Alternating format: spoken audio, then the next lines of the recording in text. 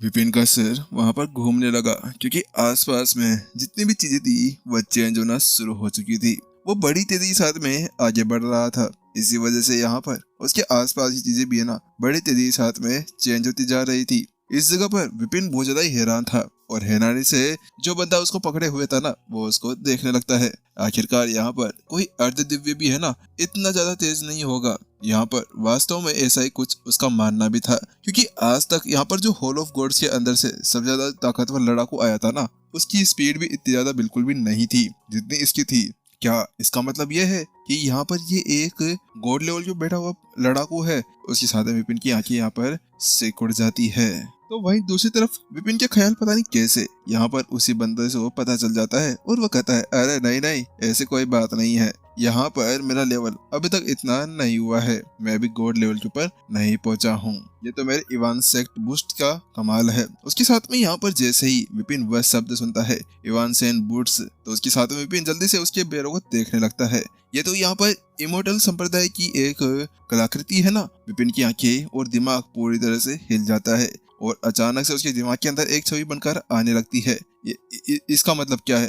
आप तो वहीं दूसरी तरफ यहाँ पर विपिन सबसे पहले जब उसका नाम बोलने जा ही रहा था तो उसी जगह पर वो कहता है नहीं हमारे पास में अभी इसका समय नहीं है। हमें इसके बारे में बाद में बात करना होगा क्योंकि इस समय यहाँ पर अज़ूर ब्रिज हटने वाला है। तो जैसे यहाँ पर विपिन वह शब्द सुनता है तो उसके साथ में उसके रोंगटे खड़े हो जाते हैं। क्या अज़ूर ब्रिज हटने वाला है? लेकिन ऐसा कैसे हो सकता है? अब तक तो बिल्कुल समय भी नहीं हुआ है। कहीं ऐसा तो नहीं कि यहाँ पर हॉल ऑफ गॉड्स का जो भी मालिक है क्या वो यहाँ पर उसको चेंज कर सकता है? क्या उसके समय को वो यहाँ पर प्रभावित कर सकता है? विपिन का दिमाग पूरी तरह से हिल चुका था। यहाँ पर उसने पूरा तरह से समय को बनाकर यहाँ पर आया हुआ था। लेकिन अब ये कहना कि वह लोग पहले से यहाँ पर लेट हो चुके थे, विपिन को कुछ बात समझ में नहीं आई। तो उसके साथ में वो कहता है अच्छा आपको क्या पता नहीं चला कि यहाँ पर अज़ूर ब्रिज और यहाँ इस जगह पर समय का पूरी तरह से अंतर है? क्या आपने ये नहीं देखा था? तो वहीं दूसरी तरफ क्या समय का प्रवाह के अंदर अंतर? विपिन की आंखें सिकुड़ जाती है और उसके बाद वह महसूस करता है तो वो पाता है कि हाँ वास्तव में ऐसा ही कुछ था।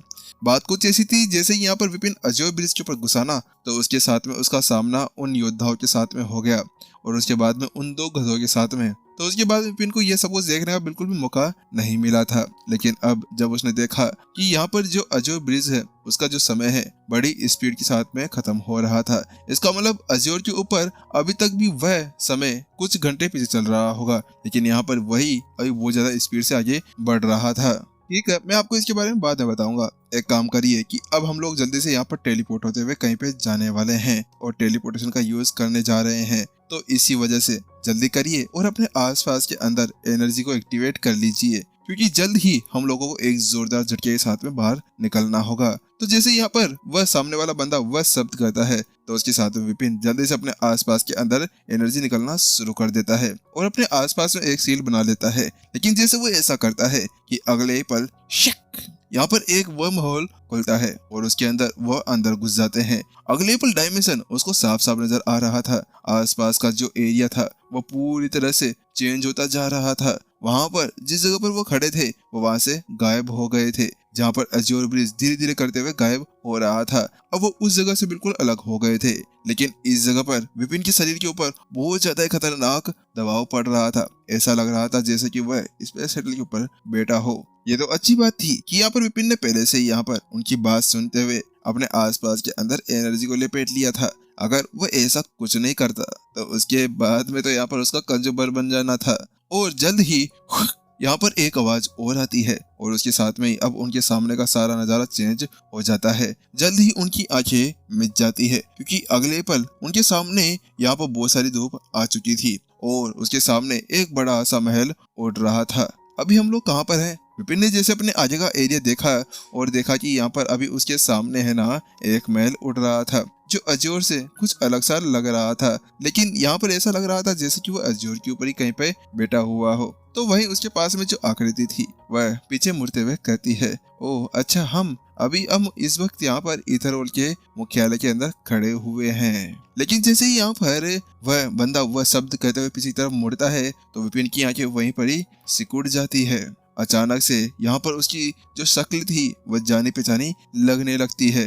उसके अंदर से यहाँ पर दिव्यता की आभा बाहर निकल रही थी। उसके अंदर से वह एनर्जी बाहर निकल रही थी जो यहाँ पर किसी की मदद करने और किसी की यहाँ पर अच्छी तरह से देखभाल करने से निकलती थी। इस जगह पर उसका शरीर लंबा था, उसके चेहरे के ऊपर मुच्छें थी।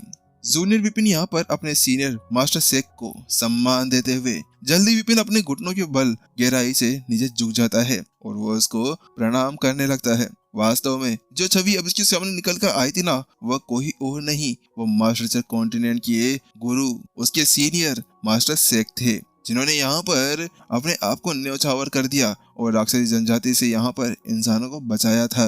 अपने सामने इस तरह के व्यक्ति को देखने के बाद में विपिन की हिम्मत नहीं हो रही थी कि वह किसी तरह से उनके सामने आदर ना दिखाए। तो वहीं दूसरी तरफ अरे अरे उठो उठो, कोई बात नहीं जूनियर, आखिरकार हम लोग यहाँ पर बड़े समय बाद में मिल चुके हैं, मुझे आप ही का इंतजार था। मास्टर शेख आगे बढ़ते हैं और वह विपिन को उठाने लगते हैं। और सुनाओ मास्टर टीचर कॉन्टिनेंट के ऊपर आखिर चल क्या रहा है, मास्टर शेख ने कहा। तो वहीं दूसरी तरफ वह कहता है, ओह अच्छा मास्टर टीचर कॉन्टिनेंट, वो बहुत ज्यादा बढ़िया है।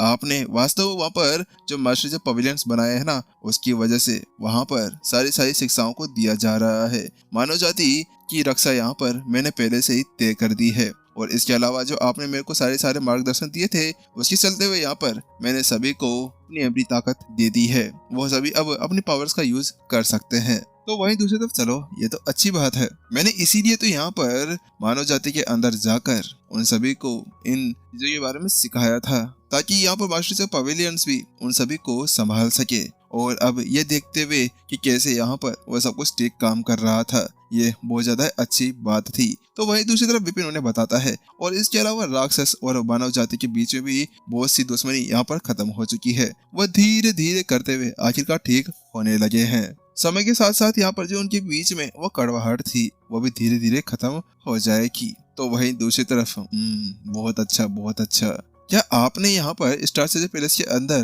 के जो लोग हैं उनको देखा है? तो वहीं दूसरी तरफ वह कहता है, हाँ मैंने देखा है कि यहाँ पर वह लोग राक्षसी जनजाति से मिलते जुलते हैं। तो वहीं दूसरी तरफ वास्तव में तुमने इसको नोटिस कर दिया। मैं आपको एक बात बताऊं कि यहाँ पर जो मास्टर कॉन्टिनेंट के ऊपर राक्षस और जो यहाँ पर ये सभी रह रहे हैं स्टार पैलेस के अंदर, ये लोग छोड़े हुए महाद्वीप के हैं, यानी कि ये वो देवताएं हैं जिनको यहाँ पर अज्योर के ऊपर छोड़ दिया गया था। लेकिन जैसे यहाँ पर विपिन वह शब्द सुनता है तो उसके साथ में उसकी आंखें सिकुड़ जाती है। क्या उन लोगों को भी यहाँ पर छोड़ा गया था? और क्या वो लोग भी देवताएं हैं? यहाँ पर विपिन पूरी तरह से हैरान रह गया था। लेकिन यहाँ पर एल्डर गौतम ने तो उसको कुछ और बताया था। एल्डर गौतम ने यह बताया था कि वह लोग बहुत ज्यादा समय से वहां पर रह रहे थे। तो फिर यहाँ पर अचानक से मास्टर से ऐसा क्यों कहेंगे कि ये लोग यहाँ पर देवता हैं जिनको भी यहाँ पर छोड़ा गया था? वही मास्टर से कहते हैं, ओ अच्छा वो तो बात कुछ ऐसी है कि ये जो छह संप्रदाय है ना, ये यहाँ पर एक दूसरे को बड़ा दिखाने के लिए दूसरे को दबाने की कोशिश करते हैं। इन लोगों ने अपना बड़ा दिखाने के लिए यहाँ पर स्टार सिटी पैलेस को यहाँ पर दबाने की कोशिश की और उन सभी को ये बता दिया गया कि ये लोग कोई भगवान नहीं है, ये लोग तो यहीं पर ही हमेशा से रहते हुए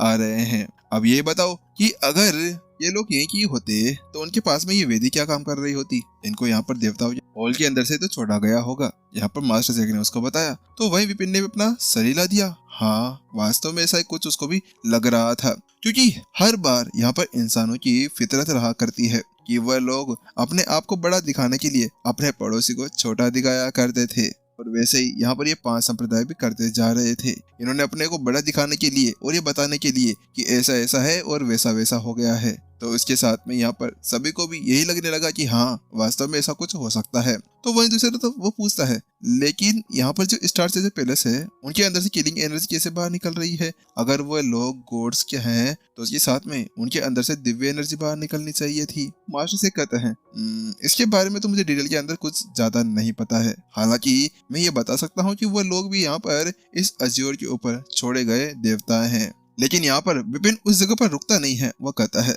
अच्छा ठीक है ऐसी बात है, तो मेरे पास में अभी है ना और भी बहुत सी चीजें हैं जो मुझे यहाँ पर आपसे पूछनी है। पहला तो मेरा प्रश्न है कि आखिरकार यहाँ पर आप अभी तक आयाम बाधा को पार करते हुए आकाश के अंदर कैसे नहीं पहुंच गए? आपको अब तक तो आकाश के अंदर पहुंच जाना चाहिए था, क्योंकि आपको यहाँ पर आए हुए कई हजार साल हो चुके हैं और आप एक मास्टर शेख हैं। आखिरकार आपके पास में ऐसी ताकत होनी चाहिए जिसके बाद में आप वहाँ पर जा सकते हैं। तो वहीं दूसरी तरफ मास्टर शेख थोड़े से उदास होते हैं और फिर इस्माइल के साथ में कहते हैं, अच्छा वो बात कुछ ऐसी है कि आपको जितना ज्यादा आसान लगता है ना आकाशीय आयाम को तोड़कर ऊपर जाना, तो ये इतना ज्यादा आसान नहीं है, ये बहुत ज्यादा ही मुश्किल है। इस जगह पर जब मैंने भगवान चरित्र को चुराने की कोशिश की थी, उसको लाने की कोशिश की थी, तो उस वक्त भी हॉल ऑफ गॉड्स के अंदर जाने की वजह से मुझे बहुत गहरी गहरी चोटें लगी थी और उन्हीं गहरी चोटों की वजह से यहाँ पर मुझे कई ज्यादा समय तक कोमा के अंदर जाना पड़ा और कोमा से निकलने में मुझे बहुत ज्यादा समय लग गया था। हालांकि कुछ दिनों के अंदर मैं वापस लौट कर आ गया हूँ। इतना कहने के साथ में मास्टर शेख अब आगे कुछ नहीं बताते हैं। तो विपिन कहता है, अगर आपको इसके बारे में ज्यादा आगे बात नहीं करनी है तो आप चिंता ना करें, मैं इसके बारे में आगे बात नहीं करने वाला हूँ। हालांकि अब मुझे यहाँ पर एक और मामले के ऊपर आपसे बात करनी है। आपने जो टोकन मुझे दिया था ना, उसके अंदर यहाँ पर मेरे ऊपर अटैक हुआ। जब भी मैं ईथर होल के अंदर उसका यूज करता था तो हर बार मेरे ऊपर अटैक हुआ करता था। तो आखिरकार इसका क्या कारण रह गया है? यहाँ पर विपिन बड़ा आशंकित लग रहा था। वास्तव में इस जगह पर उसे तो मास्टर शेख के ऊपर बहुत ज्यादा शक होने लगा था। क्या पता अभी फिर से यहाँ पर अच्छी अच्छी बातें कर उसको ऐसा कुछ कह रहे हो। तो वहीं दूसरे मास्टर शेख कहते हैं, ओह अच्छा, उसके लिए तो मुझे माफ कर दीजिए, उसके अंदर मेरी ही गलती है, मेरी ही ढील के कारण है ना ऐसा सब कुछ हो गया है। बात कुछ ऐसी है, जब मैं यहाँ पर कोमा के अंदर चला गया था और जब मैं यहाँ पर साधना करने गया था, तो उस वक्त ही है ना यहाँ पर हॉल ऑफ गॉड्स ने अपने कुछ चेले नीचे भेज दिए और कुछ मेरे चेले थे जिन्होंने यहाँ पर हॉल ऑफ गॉड्स के साथ में साठ घाट कर ली थी और मिलकर काम करने लगे थे।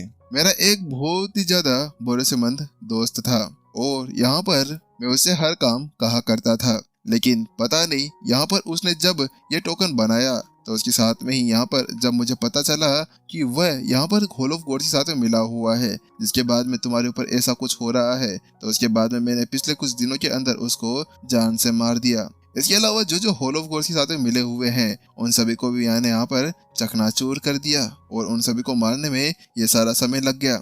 इसी वजह से तो यहाँ पर मैं उस खंबे के ऊपर आपसे मिलने के लिए नहीं आ पाया था। तो वहीं दूसरी तरफ विपिन ने भी अपना सर हिलाया और जब वो वहाँ पर मास्टर शेख को देखता है तो पाता है कि मास्टर शेख यहाँ पर झूठ नहीं कह रहे थे, शायद यहाँ पर ऐसा ही कुछ हुआ होगा। चलिए ठीक है, अब आपके सारे प्रश्न कंप्लीट हो गए हों तो उसके बाद में क्या आपको ये पता होगा, क्योंकि अब यहाँ पर आप 4 संप्रदायों के प्रमुख बन चुके हैं, तो मैंने कुछ समय के लिए यहाँ पर उनसे कुछ चीजें उधार ली होगी। इमोर्टल सेक्ट्स के और यहाँ पर जो लोहार गिल्ड है उनके अंदर से मैंने कुछ कलाकृतियां उधार ली है।